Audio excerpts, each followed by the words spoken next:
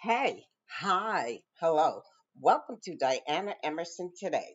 We're listening to Pressed for Crime, True Story. A brutal murder, lots of suspects and conflicting evidence.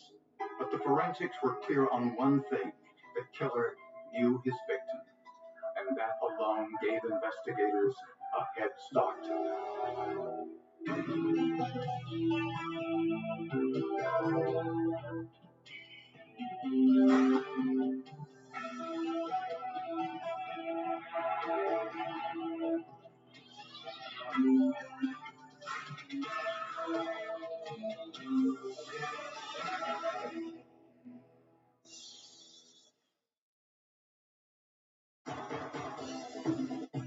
For many young women, the allure of the stage, theater, and the arts is difficult to ignore. 19-year-old Heather Stigliano thought she might have what it takes to succeed. She liked to pose and model and be on stage, and she had a beautiful voice. After high school, Heather planned to pursue her dreams, but put them on hold for a year as a favor to her mother. I had just gone through a divorce, and she promised to stay with me for a year until I got my legs. And when that year was up, she made her plans and she moved. Her destination was Myrtle Beach, South Carolina, where she had some friends. She wanted to be in the entertainment industry. I knew she loved singing, and she wanted that. And I think that's one of the reasons why she moved down to the Myrtle Beach area, because this area has a lot of entertainment. Heather rented a small apartment in this house near the beach and took a job as a waitress. But Heather found it difficult to get work as a singer, and she told her mother she was discouraged. She wanted me to come down. She was feeling homesick, and things were not going as well as she wanted it to go down there. It would be the last time Susan heard her daughter's voice. A week later, friends found Heather's body in her apartment. She had been beaten, stabbed, and strangled to death with an electrical cord. The crime was one of the most brutal crimes that I've seen as a prosecutor. Next to Heather's body, investigators found broken pieces of plastic. There was a small black plastic pieces, particles found, some on her body, some scattered around the room and laying next to her body, which we could not identify. There were no signs of forced entry, but the motive appeared to be robbery. Heather's wallet, her 35mm camera, television set, and automobile were missing. We didn't understand at that time how he got in the house or anything else. So we were very concerned about it, and we wanted to try to find him or her before another crime could take place. Police issued a be on the lookout call for Heather's car, a 10-year-old Chevrolet Monza with Pennsylvania license plates. We have a system that is nationwide computer run through the FBI in Washington, D.C. called NCIC, National Crime Information Center. And we can enter stolen vehicles, stolen items, articles, pretty much anything, and it will go out nationwide. At the autopsy, the medical examiner photographed and then measured the wounds on Heather's body. There were 40 wounds in all. I will do diagrams, photographs, and acetate tracings. Lay a sheet of acetate over the body, trace the injuries onto the acetate. Those are then kept as evidence. From the amount of decomposition, Dr. Downs estimated Heather had been dead for about a week. There were several stab wounds that were inflicted to her body after she died. There were some injuries that probably happened during the final few moments. It is obvious that it was at least three different methods of murder here, because she had a wire that was around her neck. The medical examiner also found a bloody shoe impression on Heather's shirt and what looked like knife wounds on her neck. Both were indications the killer tried to subdue her. A rape test kit found no biological evidence of sexual assault. One of the things that you try to do as a pathologist is to try to tell the story as best you can of what happened to an individual. In a case like this, where there is a savage attack on a young girl, you really want to try to answer those questions. In the search for the killer, investigators found a significant clue at the crime scene. The killer put a pillow under Heather's head, but there was no blood on the pillow. It looked to me like it had been placed there, not a part of the scene. And it looked as if the killer knew her.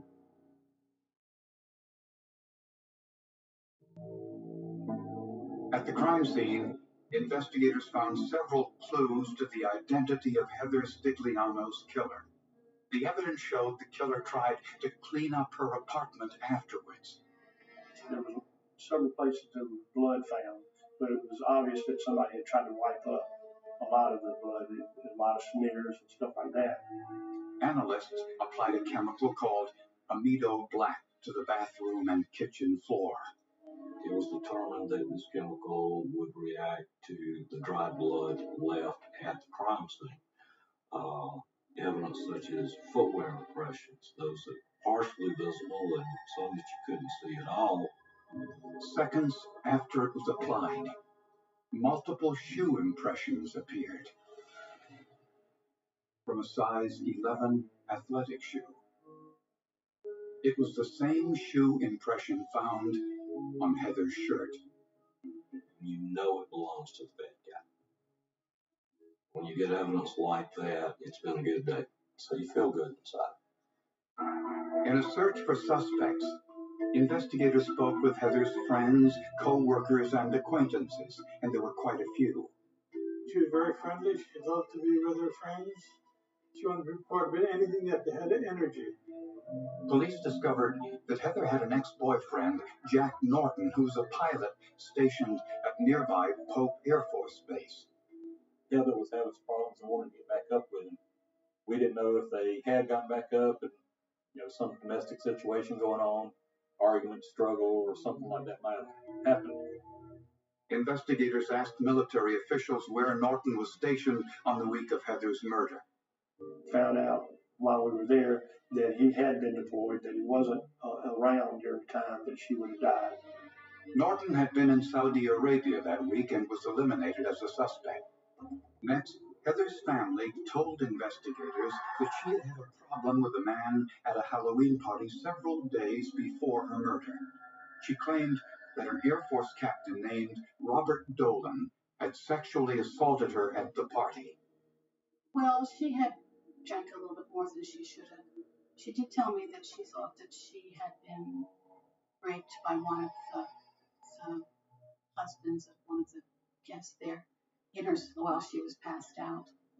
Well, I think he had in around 17 years in the Air Force, and I think 3 kids, and that would be a motive, and this was going to ruin his career, there's no doubt about it. Captain Dolan's wife, Carol, also became a suspect.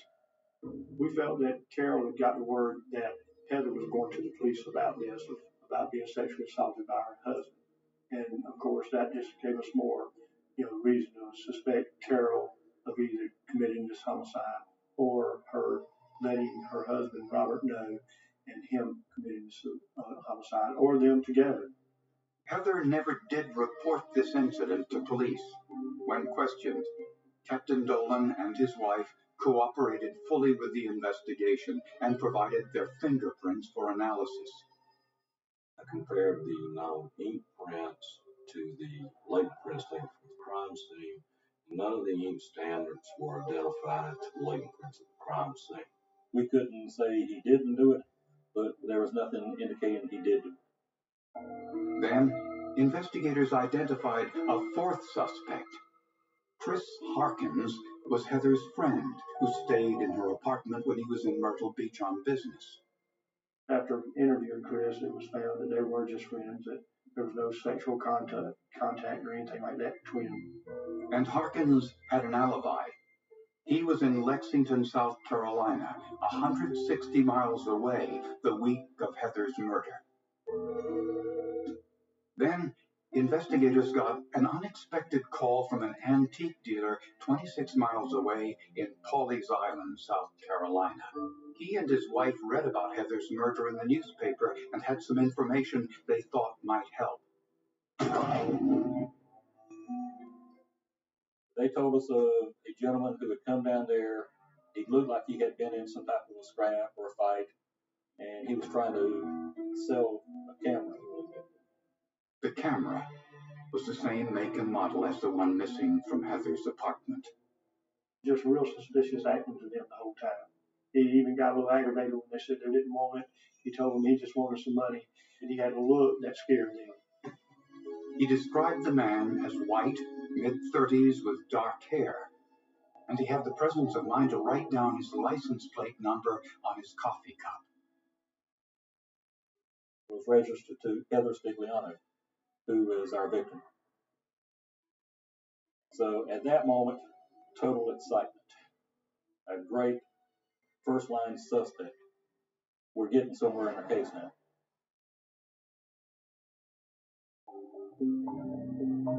An antique dealer gave police a detailed description of the man driving Heather Stigliano's car. From that description, a police artist created this composite sketch, which was distributed to news outlets throughout the country. As a result, employees of a local construction company in Myrtle Beach told police that they recognized him. They said, well, we had a subject named James Whipple that worked here, but all of a sudden was just gone, never called in, never give us a notice. He's been gone for about a week now, which was kind of connecting some of the timeline. James Whipple was 38 years old and had a police record in 4 different states. He had several burglaries, grand larcenies, unauthorized use of vehicle, petty larceny, even a DUI or 2 with resisting arrest. 6 days later, police found Whipple in Melbourne, Florida, driving Heather Stigliano's car. I was on top of the world. In one day, we came up with 2 bits of information, a suspect and a car. But what connection, if any, did Whipple have to Heather Stigliano? Investigators learned that Whipple knew Heather's friend, Chris Harkins, because they had worked together in the past. But that was the only connection that Whipple had with Heather at the time. They had briefly met right then, and he left with Chris. There was no other connection between Heather and Whipple. Inside Heather's car was a virtual treasure trove of evidence. Found a lot more than I expected to find. Went through a methodical process, working from the outside in on the vehicle. Under the front seat, investigators found a bent, serrated knife, a broken clothes iron, a pair of men's athletic shoes, and bloody clothing. They sent the knife to forensic pathologist Dr. Jamie Downs. With the serrated knife, I looked at the separation of the tines of the serrated knife, the little points stuck out, and noted that those were at repeated intervals, very consistent repeated intervals. Dr. Downs then compared the size of the serrations to the knife marks on Heather's skin, and they were the same. A group of abrasions on the side of her neck, no bigger than a half an inch, was matched back to a knife in the possession of the suspect in the case. Dr. Downs also compared the clothes iron found in Whipple's possession to Heather's wounds, and concluded the iron had also been used in the crime. Next, Steve Derrick wanted to see if the black plastic pieces from the crime scene came from this iron. So at that point, it became a puzzle. After everything was photographically documented, started gluing the plastic pieces back together. After some trial and error, Derrick discovered the pieces fit perfectly. Pieces from the crime scene in the iron car created a link to Whipple being at the crime scene. Investigators also analyzed the athletic shoes found in Whipple's possession. They were size 11, the same size as the shoe impressions found in blood at the crime scene. Steve Derrick used standard red fingerprint powder to dust the right shoe, then made an impression on the transparency. The size and tread pattern were the same. More importantly, the wear patterns known as accidental characteristics were virtually identical. There were a number of small cuts, little nicked out areas in the raised areas of the outsole, which corresponded from that shoe to the bloody impression from the bathroom. The right shoe that had been taken from Whipple was the shoe to the exclusion of all others. Derrick also concluded this was the shoe which made the bloody impression on Heather's shirt. The outsole design of Whipple's shoes matched this bloody impression on the t-shirt. And tests showed that clothing in the car contained Heather's blood. They did that by first determining the type, that the blood was consistent with her blood type, and then two, that the blood contained these enzymes that her blood contained. In his very first interview with police, James Whipple confessed. You didn't see her fix the drugs. Did it because of damn crack cocaine? Don't do it to you. I'm telling you, it'll drive you crazy. You'll get your damn money, you'll get your drugs one way or the other. He said, I killed her and I deserve the death penalty for doing what I did to this young lady. James Whipple told police his addiction to crack cocaine had taken over his life, and that the need for money to support his habit drove him to murder. The victim's family and friends can't get on with their lives until justice has been served and people all see it behind them and try to get on with their lives. His family indicated that he had some real problems with drugs and that he had an anger problem, that he had lost his wife, his marriage, his kids and everything because of the drugs, and they said that it was something that he could not control at all. Whipple knew Heather Stigliano and knew she worked as a waitress and would have cash in her apartment. He knew that she worked at a restaurant, had good tip money, usually on most nights. Prosecutors believe Whipple went to Heather's apartment for one reason, and one reason only: money. He asked Heather if his friend Chris was there, which was probably a ruse to see if she was alone. Heather said she had his telephone number and allowed him inside. Desperate for money and high on drugs, Whipple attacked. He struck her with the clothes iron, which broke the plastic housing, then strangled her to death.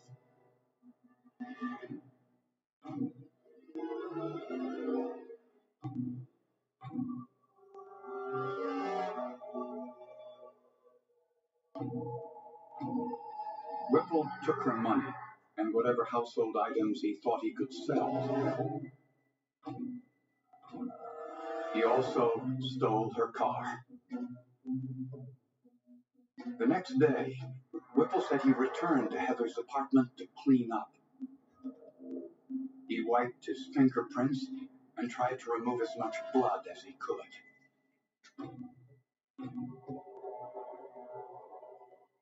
But forensic tests found the shoe impressions he thought he had cleaned.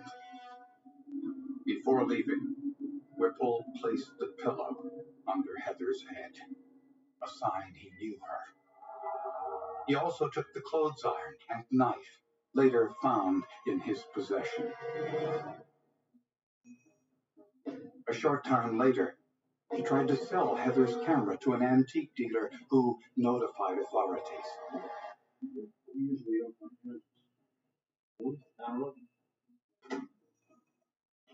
We told the jury Jim Whipple was guilty in terms of committing the offense.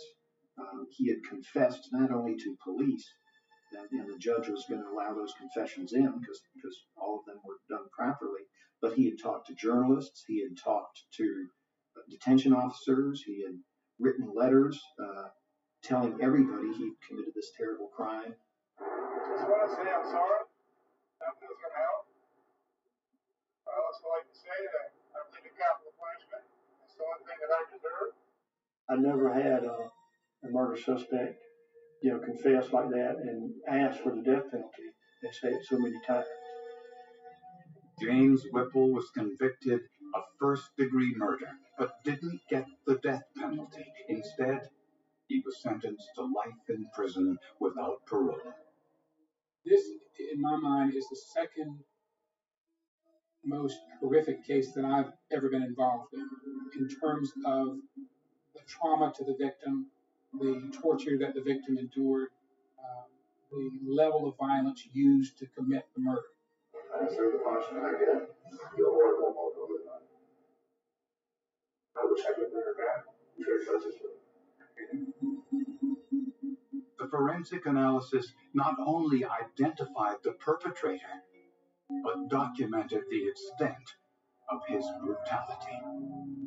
Forensic science is amazing what they can or the evidence that they can find from a piece of hair, a little DNA or what have you. But no, it doesn't surprise me in the least. That really, to me, is impressive. That's what forensics is answering questions that haven't even been thought of yet. Anytime I can bring a case to a positive conclusion and provide a service to one of my fellow citizens, I've done my job. I feel good.